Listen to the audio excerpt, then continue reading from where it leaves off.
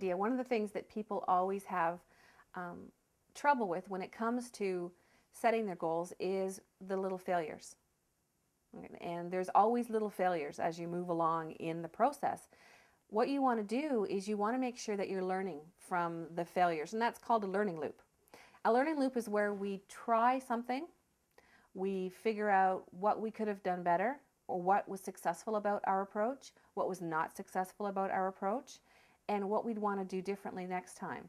So it's a matter of looking at a goal and not saying that it's cast in stone. If the aspiration is that you want to move locations and you've broken it down to all the little parts that are involved in doing that, and each one of those little parts has got a SMART goal methodology applied to it, then you have to also accept the fact that there's going to be some failures along the way. Things are not always going to go the way that you have them planned. What you want to do is you want to welcome that, because that's learning.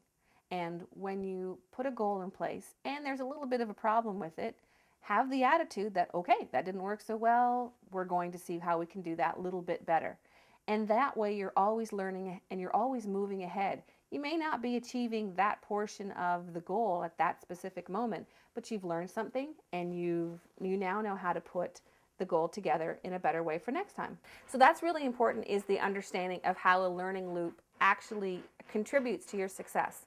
Because if you are always learning, and if what you're looking to do is to ensure that you don't make the same mistakes the next time you do another kind of goal, then it's the learning that's really important, and giving yourself permission to be in that space. Permission to make mistakes, permission to learn from those mistakes, and permission to forgive yourself for it. We tend to not do that. Oh, I've made a mistake, I can't possibly move ahead, I don't know what I'm doing. All that's just really negative self-talk, and that just gets in your way. So what you want to do instead is, you know what, that didn't work out so well, we're going to try something a little bit different next time, and make that part of the process. Expect that to happen. So when goals are put in place, expect that there's going to be failures. There's going to be things that are going to get in the way, most of which you're going to have no control over. Some of them may be related to other people's parts in your goal. Some of it may just be that you got it wrong this time. You didn't think it through exactly right.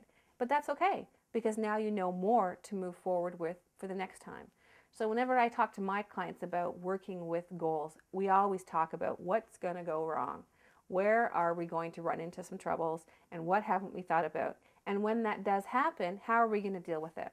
Because learning to deal with the failures is as important as learning to celebrate the successes.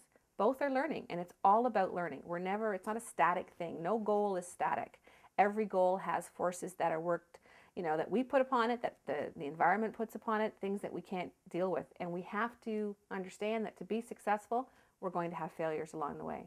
And they can be little, they can be big, they can be insignificant, they can be huge. It doesn't matter. We just have to adopt the attitude that what we're doing is learning. And that learning is truly what's going to make us move forward.